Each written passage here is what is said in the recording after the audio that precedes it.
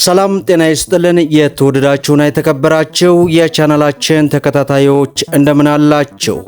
ሶስት እጅግ በጣም ወሳኝ የሆኑ መረጃዎችን ነው በዚህ ምሽት ይዤላችሁ የቀረብኩት። በቅድሚያም ዋና ዋናዎቹን በማስቀደም እንጀምራለን። በሀገራችን ኢትዮጵያ የሚገኙ ባለሀብቶችን በተመለከተ አዲስ መረጃ ተሰምቷል። ለዚህም ለባለሀብቶች ጥሪ ስለመቅረቡ ይፋ ሆኗል። ሙሉ መረጃውን ወደ እናንተ ይዘናል። በሌላው መረጃችን ከመንግስት ሰራተኞች ጋር በተያያዘ አመሻሹን አነጋጋሪ የሆነ መረጃ ወጥቷል። በዚህ መሰረት ከመንግስት ሰራተኞች ይነሱ የነበሩትን የቀድሞ አዋጅን መሰረት ያደረገ አዲስ መመሪያ ይፋ ሆኗል። ሙሉ ዝርዝሩን ወደ እናንተ እናደርሳለን። እንዲሁም ከግብር ከፋዮች ጋር በተያያዘ አዲስ መረጃ ተሰምቷል። በዚህም በርካታ ግብር ከፋዮች ከባድ ቅሬታ እንዳነሱ ተሰምቷል። ምንድነው የሚለውንና መሰል መረጃዎችን በዚህ ምሽት ወደ እናንተ ይዘናል። ቪዲዮውን ላይክ እያደረጋችሁ እስከ መጨረሻው አብራችሁን ቆዩ። በቅድሚያም ባለሀብቶችን በተመለከተ አዲስ መረጃ አመሻሹን ወጥቷል። በዚህም ለባለሀብቶች ጥሪ መቅረቡ ይፋ ሆኗል። በድሬዳዋ ነፃ የንግድ ቀጠና የውጭ ምንዛሬ ግብይት ሂደት የሚመራበት ግልጽና ወጥ መመሪያ እንዲዘጋጅ ባለሀብቶች ጥያቄ አቅርበው እንደነበርም ይታወሳል። በዚህም ባለሀብቶች ጥሪው ያቀረቡት በድሬዳዋ ነፃ የንግድ ቀጠና የሥራ እንቅስቃሴ ላይ እያጋጠሙ ያሉ ተግዳሮትን ለመለየትና የመፍትሄ አቅጣጫ ለማስቀመጥ ያለመ የባለድርሻ አካላት ውይይት ማድረጋቸውም ተገልጿል።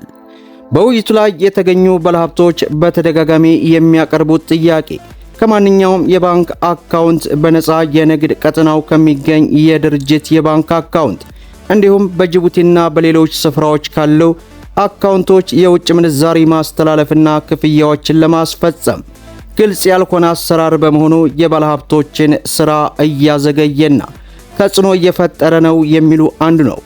ሂደቱ የሚሳለጥበት ግልጽና ወጥ የሆነ መመሪያ እንዲዘጋጅ ባለሀብቶቹ ጥሪ ቀርበዋል። ወደ ሀገር ውስጥ የሚገባ ዕቃ በትራንዚት ወቅት ዋስትና የሚሰጠው አሰራር እንዲቀርም የመድረኩ ተሳታፊዎች ጠይቀዋል። የኢትዮጵያ ኢንቨስትመንት ኮሚሽነር ጽሕፈት ቤት ኃላፊ አቶ ጥበቡ ዮሐንስ ለቀረበላቸው ጥያቄ በሰጡት ምላሽ በነፃ ንግድ ቀጠናው ይህ ነው የሚባል የውጭ ምንዛሬ እጥረት እንደሌለ ገልጸዋል።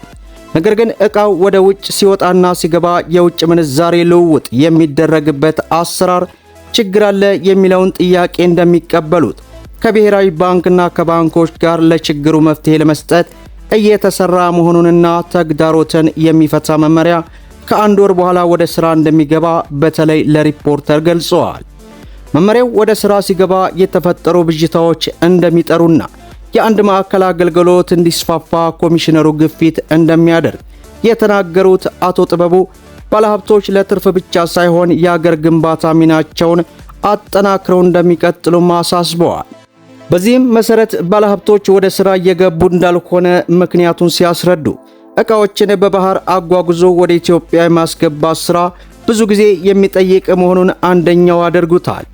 ምርት ለማስገባት የሚሆን ዶላር አቅርቦት አካሄድ አዲስ እንደመሆኑ መጠን በአሰራሩ ላይ ያለው የግንዛቤ ክፍተት ሌሎች ምክንያት መሆናቸውንም ተናግረዋል።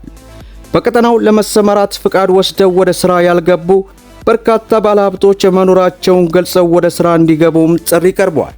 ጅቡቲ ያለውን መጨናነቅ ማስቀረት፣ ምርቶችን በፍጥነት ማስገባትና በአገር ውስጥ ግብይት እንዲፈጸም በማድረግና ያላግባብ የሚወጡ ወጪ ለማስቀረት በትኩረት እንደሚሰራም ገልጸዋል። ለመጀመሪያ ዙር የተዘጋጀው የለማ መሬትና መጋዘን መገባደዱንና ወደ ምዕራፍ 2 የማስፋፊያ ሥራ መግባቱንም ተገልጿል። በአሁኑ ወቅት ኮሚሽኑ ለባለሀብቶች የሚተላለፉ 238 ሄክታር መሬት እያለማ መሆኑ በዚህ ሰዓት ሪፖርተር ይፋ አድርጓል። ሌላው መረጃችን ከግብር ከፋዮች ጋር በተያያዘ አነጋጋሪ መረጃ ወጥቷል።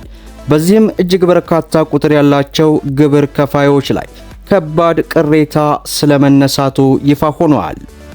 በችኮላ በሚወጥና ተግባራዊ በሚደረጉ ሕጎች ምክንያት በግብር ከፋዮችና በሰብሳቢው መካከል አለመግባባቶች በመፍጠር ለተሳሳተ መረጃ መንስኤ ሆነዋል የሚል ቅሬታ አቀረቡ። ቅሬታው የቀረበው የአዲስ አበባ ንግድና ዘርፍ ማህበራት ምክር ቤት ኢንቨስትመንት፣ መልካም አስተዳደርና የተቋማትን ቅልጥፍና በሚመለከት የግሉ ዘርፍና የመንግስት አካላት ታህሳስ 20 ቀን 2018 በተካሄደው ውይይት ሲሆን ከተለያዩ ተቋማት የተውጣጡ የግል ዘርፍ ላቀረቡት ጥያቄ ከመንግስት አካላት ምላሽ ተሰጥቷቸዋል። የመንግስትን አዳዲስ ፖሊሲዎች ተግባራዊ ለማድረግ የሚወጡ ህጎችን በሚመለከት በገቢ ሰራተኞች ዘንድ የእውቀት ክፍተት መኖሩን የገለጹት በኮልፌ ቅርንጫፍ የአዲስ አበባ ንግድና ዘርፍ ማህበራት ምክር ቤት ሰብሳቢ አቶ ቢኒያም ብርሃኑ ሰራተኞቹ ስለ ህጎቹ ያላቸው ግንዛቤ አናሳ መሆን ግብር ከፋዩም የተዛባ መረጃ እንዲኖረው ያደርጋልም ብለዋል። በአዋጁ መሰረት የገቢዎች ሚኒስቴር ስለ እሱ ሆነ ቫት እንዲወስኑና እንዲሰበሰቡ ለክልልና ለከተማ አስተዳደር የገቢዎች ቢሮ ውክልና መስጠቱን አስታውሰው ነገር ግን የአዲስ አበባ ገቢዎች ቢሮ ግብር ከፋዮች በአልፋቤት እንዲከፍሉና በማይከፍሉ ላይ በሚቀጥለው ቅጣት ተገቢ አለመሆኑ ተገልጿል። አክለውም የአዲስ አበባ ገቢዎች ቢሮ መመሪያ ሲያወጣ መመሪያ የሚለው ቃል እንደማይጠቀምና ይህም አግባብ አለመሆኑ ተናግረዋል። በአዋጅ 1183 መመሪያ ለሚለው ቃል በተሰጠው ትርጉም ሕግ አውጪው አካል በሚሰጠው ውክልና ስልጣን መሰረት በአስተዳደር ተቋም የሚወጣና በሰዎች መብት ውስጥ ጥቅም ላይ ውጤት የሚያስከትል በሚል በመሆኑም ሌላም ስም ቢወጣለት የተለየ ትርጉም ስለሌለው ወደ ሕጉ መመለስ ይገባልም ተብሏል። የአዲስ አበባ ንግድና ዘርፍ ማህበራት ምክር ቤት ፕሬዝዳንት ወይዘሮ ዛህራ መሐመድ ምክር ቤቱ የግሉ ዘርፍና መንግስት ተቀራርበው እንዲወያዩ የማድረግ ስራን እንደሚቀጥል የግሉ ዘርፍ ለሀገር ኢኮኖሚ የሚያበረክተው አስተዋጽኦ ከፍተኛ መሆኑንና ከቅርብ ጊዜ ወዲህ በሀገሪቱ የሚታየውን የመልካም አስተዳደር የተቋማት ቅልጥፍናና ቅንጅት አለመኖር ስራን በዘላቂነት ለማካሄድ እንቅፋት መሆኑን ምክር ቤቱ ያምናል ማለታቸው ተገልጿል።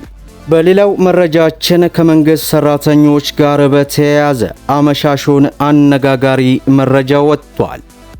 ከሰሞኑ የአማራ ክልል መንግስት ቢሮ አዲስ የገጠር መሬት አጠቃቀም አዋጅን ይፋ አድርጓል።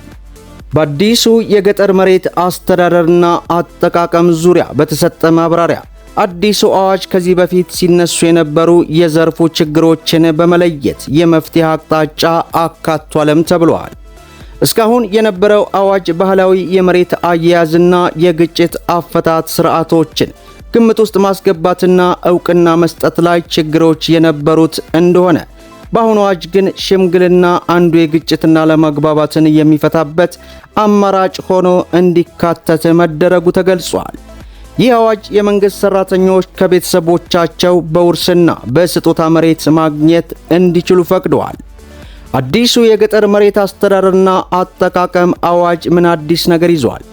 በአዲሱ አዋጅ ካሁን በፊት ተግባራዊ በተደረጉ የገጠር መሬት አስተዳደርና አጠቃቀም ህጎች ያልነበሩና የገጠር መሬት ባለይዞታን መብትና ጥቅም ለማስፋት በግል ይዞታ ላይ የለማን የማይንቀሳቀስ ንብረት መሸጥና ማስተላለፍ እንዲችሉም ይፈቅዳል። የገጠር መሬት ባለይዞታዎች መሬቶቻቸውን በስጦታም ይሁን በውርስ ማስተላለፍ የሚችሉት በገጠር መሬት አዋጅ ለተፈቀደላቸው የህብረተሰብ ክፍል ነበር። ይህ ከቤተሰቦቻቸው መሬት የማግኘት መብት ሊኖራቸው እንደሚገባ የህብረተሰብ ክፍሎች ጥቅም ገድቦ ቆይቷል። በአሁኑ አዋጅ የመንግስት ሰራተኞች ከቤተሰቦቻቸው በውርስና በስጦታ መሬት ማግኘት እንዲችሉም ይፈቅዳል። የገጠር መሬት ይዞታ ለብድር ዋስትና የማስያዣነት በመጠቀም የብድር አገልግሎት ማግኘት የሚቻልበት ድንጋጌንም አካቷል። ይህም የክልሉ አርሶ አደር የብድር አቅርቦት ችግር መፍትሄ የሚሰጥ ነውም ተብሏል። በአዲሱ አዋጅ በአስገዳጅ ሁኔታ የመሬት አስተዳደርና አገልግሎት አሰጣጥ ስርዓቱ ዲጂታላይዝድ መሆን እንዳለበት በግልጽ ተመላክቶ ለሴቶች፣ ለህፃናት፣ ከቀያቸው በጊዜያዊነት ለለቀቁ፣ በህግ ጥላ ስር ያሉ፣ ለህሙማን፣ ለአረጋውያንና ወዘተ ጉዳዮችን ልዩ ትኩረት በመስጠት የህግ ከለላና መብት ጥበቃ ሰጥቷል። ይህ ድንጋጌ ከዚህ በፊት በነበሩ ህጎች ላይ ተካቶ ተፈጻሚ ቢሆንም በልዩ ትኩረት የተጋላጭ የህብረተሰቡን ክፍል መብትና ጥቅም ጥበቃ ትኩረትና ባለቤት በመስጠትም በትኩረት ተሰጥቷል መባሉን አመሻሹን ቲክቫህ ኢትዮጵያ ይፋ አድርጓል። መደመጥ ያለባቸው ወሳኝ የሆኑ መረጃዎችን ይመስላሉ። ቪዲዮን ላይክ ሸር አድርጉት እያልኩ እስከ ፍጻሜው ድረስ አብራችሁን ስለቆያችሁ ልባዊ ምስጋናችን እየሰጠን በሌላ ቪዲዮ እስከምንገናኝ ወሰላሙ አለይኩም ወራህመቱላህ።